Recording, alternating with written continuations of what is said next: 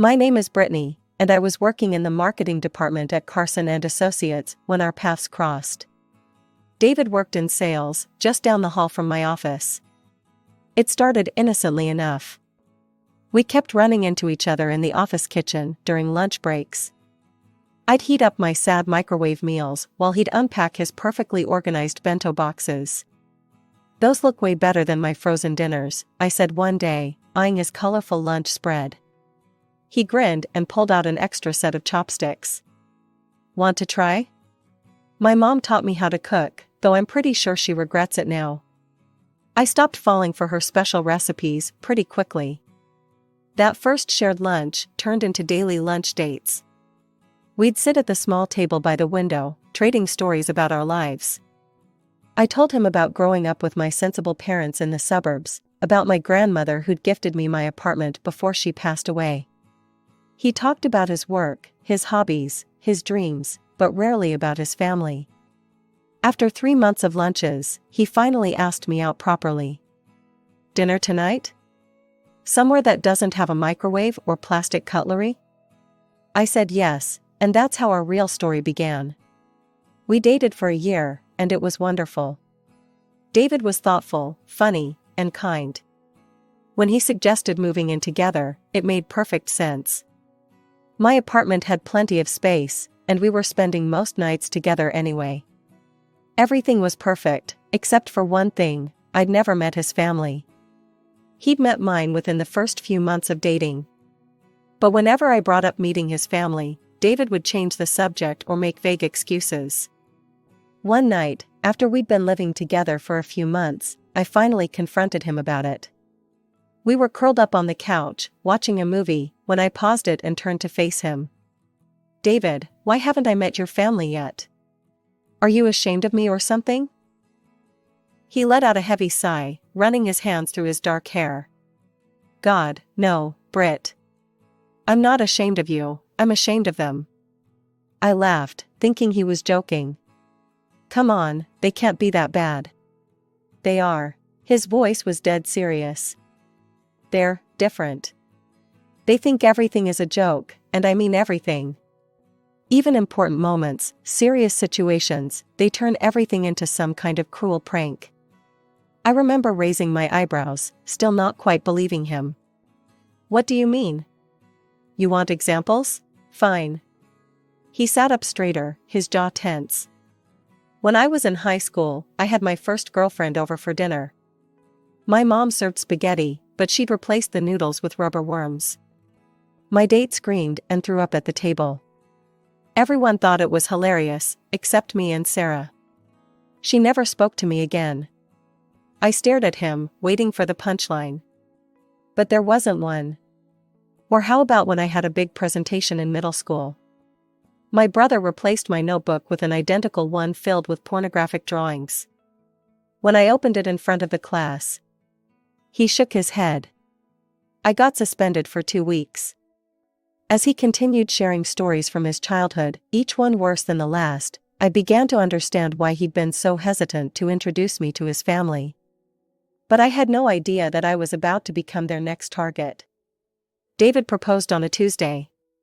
Nothing fancy, just the two of us in our kitchen, making breakfast. He pulled out a ring while I was flipping pancakes, and said, "I can't imagine my life without you, Britt. Will you marry me?" Of course, I said yes.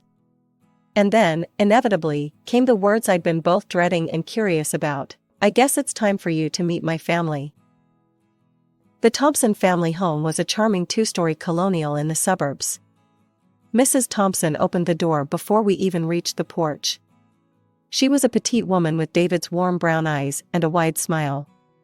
Mr. Thompson stood behind her, tall and distinguished looking, and next to him was James, David's older brother. "Oh, finally!" Mrs. Thompson pulled me into a tight hug. We'd been dying to meet the woman who stole our David's heart. The initial conversation was surprisingly normal.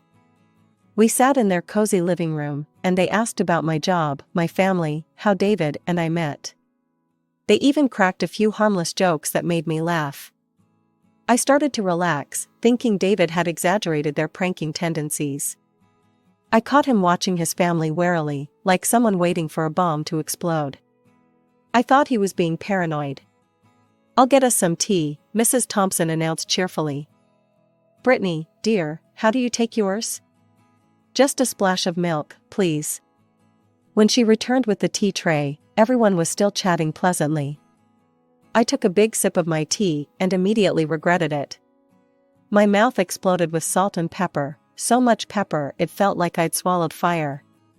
I spat the tea back into the cup, but it was too late. My throat was burning. Tears streamed down my face as I coughed and gasped. The Thompsons burst into laughter. "Welcome to the family," James hooted. "Better get used to it, we love our little jokes." "That's how we show love here," Mr. Thompson added, wiping tears of laughter from his eyes. I ran to the kitchen, desperately searching for water. I found a glass and filled it with ice and water, drinking it in huge gulps. The pepper had made my nose run, and I could feel my carefully applied makeup streaming down my face along with my tears. From the living room, I could hear David's angry whispers, "What is wrong with you people? This isn't funny. She's going to be my wife." "Oh, lighten up," James replied. "It's just a joke." When I walked back into the living room, my face a mess of running mascara and smeared foundation, they took one look at me and started laughing again. "Look, she looks like a panda," James pointed at me, doubling over with laughter. That was the last straw for David.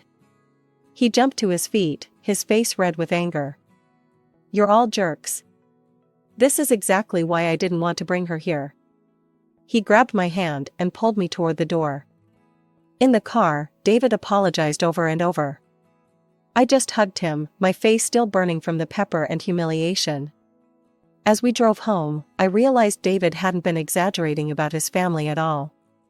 He'd been warning me. Planning a wedding is stressful enough, without having to worry about your future in-laws turning it into a practical joke playground. David and I spent weeks debating whether to invite his family at all. "We have to invite them," David finally said one night while we were addressing invitations. "They're still my parents, and no matter how much I hate their pranks, I'd regret not having them there." He called them the next day, putting the phone on speaker so I could hear. "Mom, Dad, listen carefully," his voice was stern. "You can come to the wedding, but I need your word, no pranks. This is the most important day of our lives, not a circus." "Of course, sweetheart," his mother chirped. "We'll behave, I promise." The day of the wedding started perfectly. The ceremony was beautiful, and during the reception, everything was going smoothly. David's family was actually behaving themselves, though I noticed David watching them like a hawk.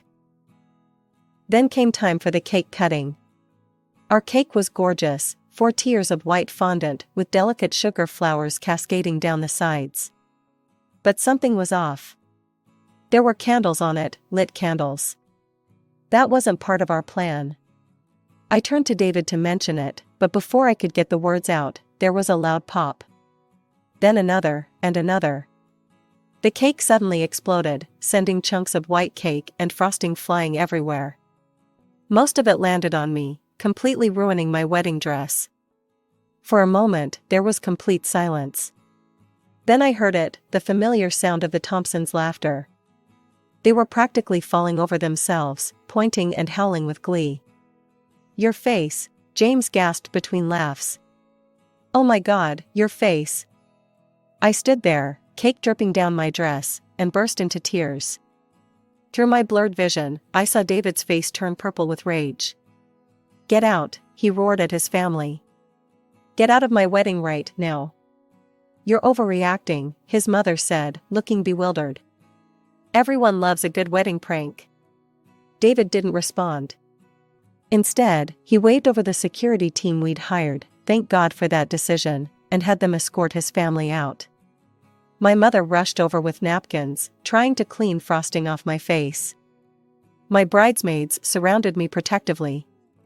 Even David's Aunt Clara, who I'd just met that day, came over to help, shooting disgusted looks at her departing relatives. "I can't believe they're my brother's family," she muttered, helping to wipe cake from my hair. This is a wedding, for heaven's sake, not a college fraternity party. Somehow, we salvaged the rest of the reception. Our friends and my family rallied around us, turning it into a joke we were all in on, rather than one at my expense.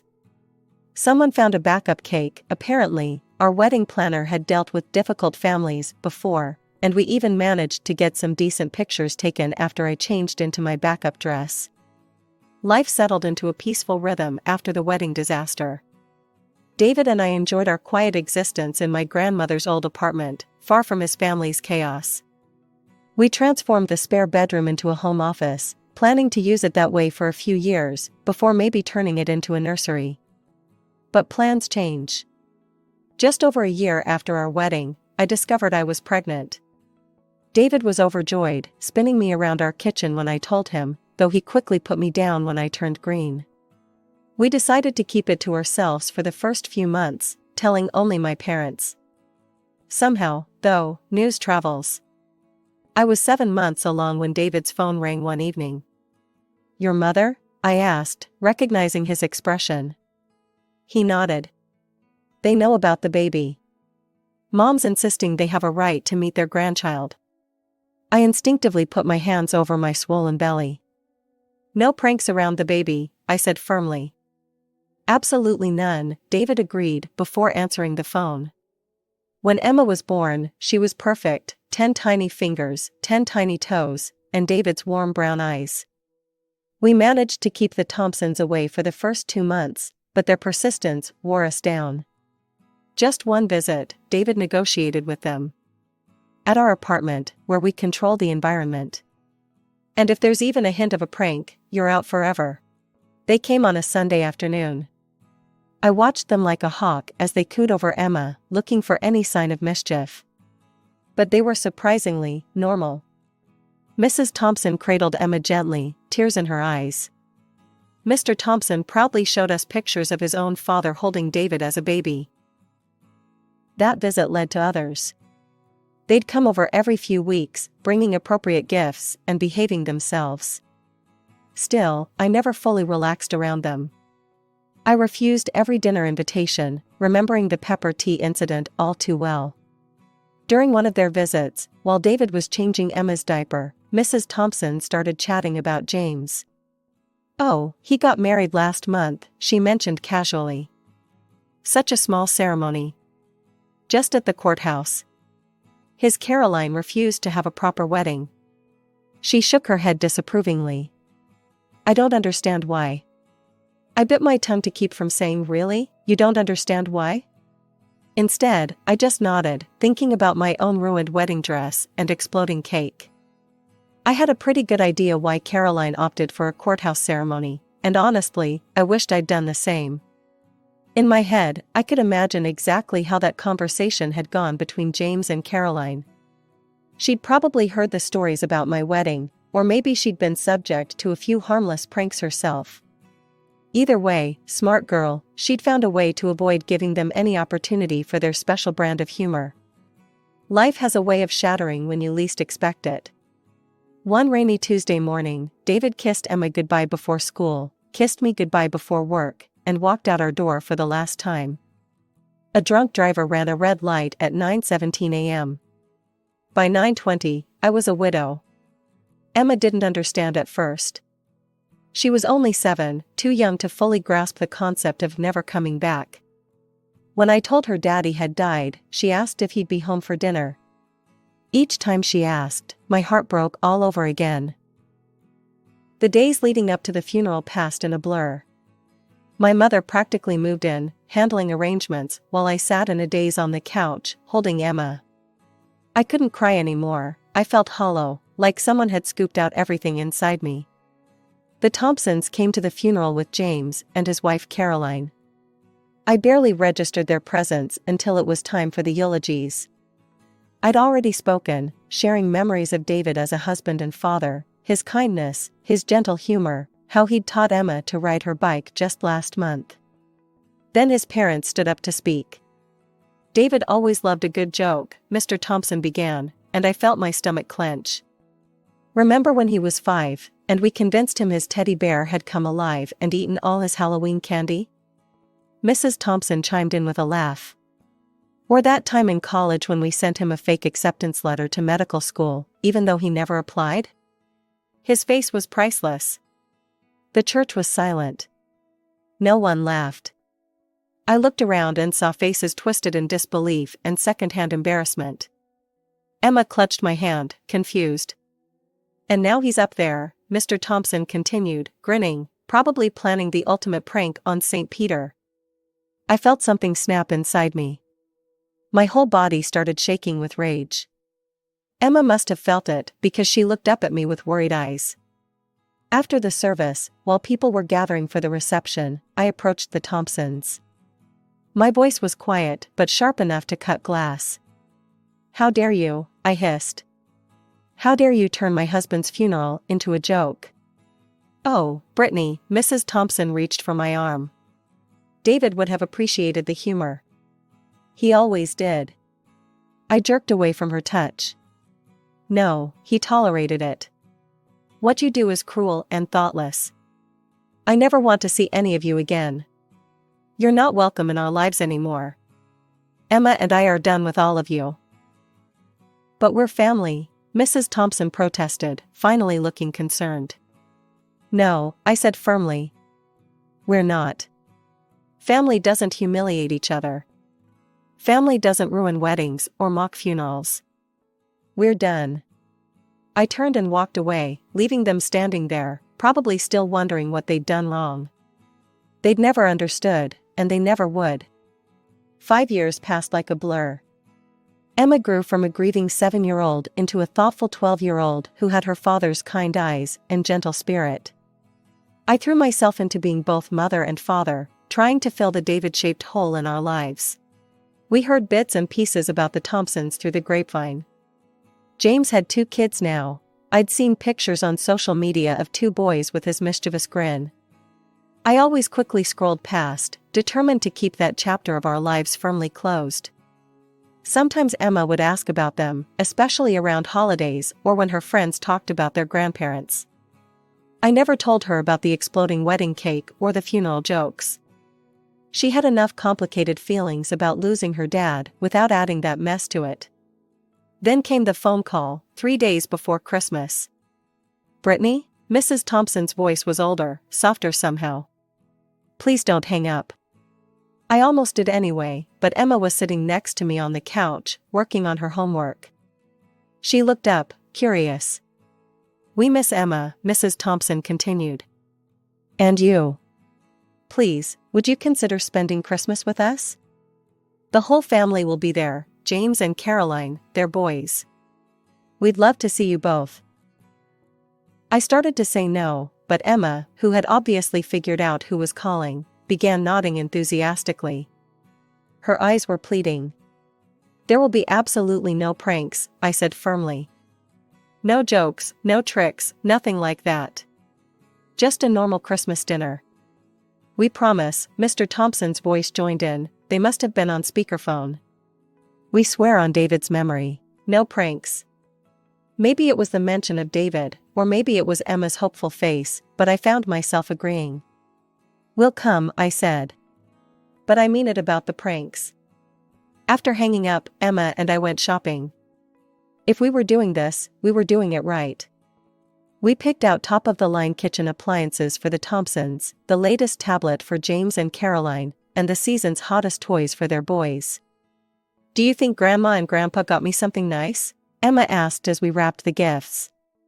"I'm sure they did, sweetheart," I said, hoping I wasn't lying. "They've had 5 years to think about it." Emma threw herself into choosing wrapping paper and writing cards. I watched her excitement grow and prayed I wasn't making a horrible mistake by letting the Thompsons back into our lives. The Thompson house looked exactly the same as I remembered it, decorated with twinkling Christmas lights and a wreath on the door. Emma squeezed my hand as we walked up the path, our arms full of carefully wrapped presents. James and his family were already there when we arrived. His wife Caroline gave me a warm, almost apologetic smile as she helped us with our coats. Their boys, Mike and Tommy, hovered shyly behind their parents. The gift-giving started promisingly. Emma and I handed out our presents, and the reactions seemed genuine. Mrs. Thompson teared up over the expensive coffee maker, Mr. Thompson was thrilled with his new tablet, and the boys' faces lit up at their gaming consoles. Then came our turn. Mrs. Thompson handed Emma a wrapped box with a big smile, while Mr. Thompson passed me a similar one. Emma's fingers trembled slightly as she unwrapped hers, her first gift from her grandparents in 5 years. I'll never forget the look on her face when she opened that box. Inside was a plastic toy designed to look like dog poop, along with some clearly marked down items from the clearance bin. Emma's lower lip quivered as she stared at the contents. The laughter started immediately. Mr. Thompson and James were practically howling. Even the boys joined in, pointing at Emma's face. "Oh my God, look at them," James gasped between laughs. "Their expressions are priceless." My own box contained similar junk, expired candy, and items that still had clearance stickers on them. "That's enough," I said, my voice deadly quiet. "Where are the real presents?" Mrs. Thompson wiped tears of laughter from her eyes. "What do you mean? Those are the presents." "You can't be serious." I looked at each of them. "You haven't seen your granddaughter in 5 years, and you give her fake dog poop as a Christmas present?" They exchanged confused looks. "It's funny," Mr. Thompson insisted. "Come on, Brittany, learn to take a joke." I watched a tear roll down Emma's cheek, and something snapped inside me. Without a word, I stood up and walked over to Mike and Tommy. "I'm sorry, boys," I said, taking back the gaming consoles. "But these are returning to the store." "Mom," they wailed as I moved on to James and Caroline, collecting the tablet and other gifts. "Brittany, this is cruel," Mrs. Thompson protested as I took back their presents too. "Cruel?" I turned on her. "You gave a 12-year-old girl who lost her father fake dog poop for Christmas, and you're calling me cruel?" "It was just a joke," James started, but I cut him off. "We're leaving, Emma," I said. "Get your coat." The drive home was quiet. Emma stared out the window, clutching her empty gift bag. "I'm sorry, sweetheart," I finally said. "I really thought they'd changed." "It's okay, Mom," she replied softly. "Can we watch Christmas movies and make hot chocolate when we get home?" "Of course we can. We'll have our own Christmas, just us two." And that's exactly what we did. We spent the rest of Christmas Day in our pajamas, watching holiday movies, baking cookies, and trying to forget about the Thompsons and their idea of humor. The day after Christmas, I was scrolling through Facebook when I saw James's post. "Terrible Christmas yesterday. My sister-in-law showed her true colors, cruelly taking back Christmas presents from my crying children. Some people just don't understand family traditions and humor. My poor boys were heartbroken. Bad aunt, Christmas ruined." The comments flooded in immediately. "How horrible. What kind of person takes presents from children? She sounds toxic." My hands were shaking as I typed my response. "Let me tell you what really happened at Christmas yesterday." "You want to talk about cruel? Let me tell you about your family traditions. After 5 years of no contact, your parents gave their only granddaughter, a 12-year-old girl who lost her father, a toy that mimics dog feces as a Christmas present. They gave me clearance bin items with price tags still attached. Then they laughed at our pain. But this isn't new behavior. Let me tell you all about my wedding day, where they rigged our wedding cake to explode in my face. Or about my husband's funeral, where they thought it was appropriate to turn their son's eulogy into a stand-up comedy routine about pranking him as a child. You want to talk about toxic family traditions? Let's talk." I hit post and waited. Within minutes, other relatives started chiming in. "Oh God, remember Cousin Sarah's graduation? They replaced her diploma with a joke certificate during the photo op. They put laxatives in the punch at my baby shower. They ruined my son's bar mitzvah with that trick Torah scroll." The tide turned quickly. Soon, James's original post was flooded with people sharing their own stories of the Thompsons' pranks. Caroline, James's wife, even liked several of the comments. The phone call started that evening. First James, Brittany, I never thought about it like that. Reading everyone's stories. God, we've been awful, haven't we? Then Mr. and Mrs. Thompson. We never meant to hurt anyone, Mrs. Thompson said, her voice shaking. We thought everyone was laughing with us. We thought it was all in good fun. We've always been this way, Mr. Thompson added. It's how we show love. But maybe we've been showing it wrong. I took a deep breath.